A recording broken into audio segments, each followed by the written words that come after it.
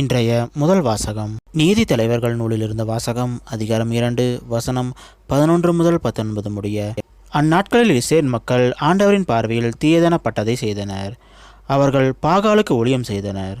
அவர்கள் தங்கள் மூதாதையரை எகிப்து நாட்டிலிருந்து வெளியே கொண்டு வந்த தங்கள் மூதாதையரின் கடவுளாகிய ஆண்டவரை கைவிட்டனர். தங்களை சுற்றி வாழ்ந்த மக்களினங்களின் தெய்வங்களை பின்பற்றி வழிபட்டு ஆண்டவருக்கு சினமூட்டினர். அவர்கள் ஆண்டவரை கைவிட்டு பாகாலுக்கும் அஸ்தரோத்துக்கும் ஊழியம் செய்தனர். இஸ்ரேலின் மேல் ஆண்டவரின் கோபக்கனல் கனன்றது.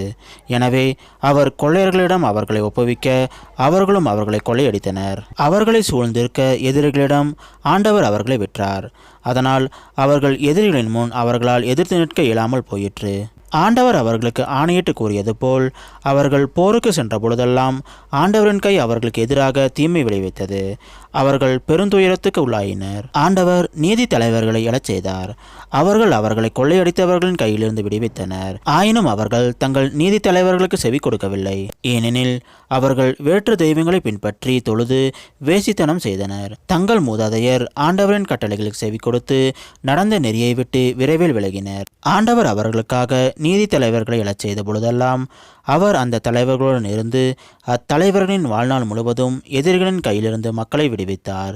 ஏனெனில் துன்புறுத்தப்பட்டு ஒடுக்கப்பட்ட அவர்களின் அழுகுரலை கேட்டு ஆண்டவர் அவர்கள் மீது இரக்கம் கொண்டார். ஆனால் அவர்கள் ஒவ்வொரு நீதி தலைவர் இறந்த பொழுதும் வேற்று தெய்வங்களை பின்பற்றியும் அவற்றுக்கு ஊழியம் செய்தும் அவற்றை வழிபட்டும் தங்கள் மூதாதையரை விட இழிவாக நடந்தனர். அவர்களுடைய தீய பழக்கங்களையும் முரட்டுத்தனமான நடத்தையையும் விட்டகலவில்லை.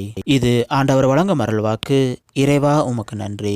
இன்றைய நற்செய்தி புனித மத்தேயு எழுதின நற்செய்தியிலிருந்து வாசகம் அதிகாரம் 19 வசனம் 16 முதல் 22 முடிய.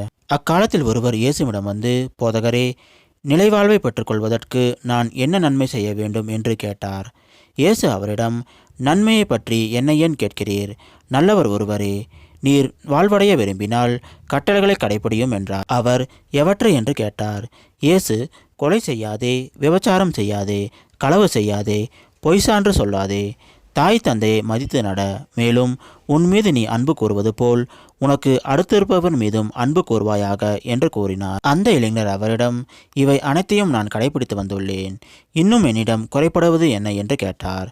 அதற்கு இயேசு, நிறைவுள்ளவராக விரும்பினால் நீர் போய் உடைமைகளை விட்டு ஏழைகளுக்கு கொடும். அப்பொழுது விண்ணகத்தில் நீர் செல்வராய் இருப்பீர்.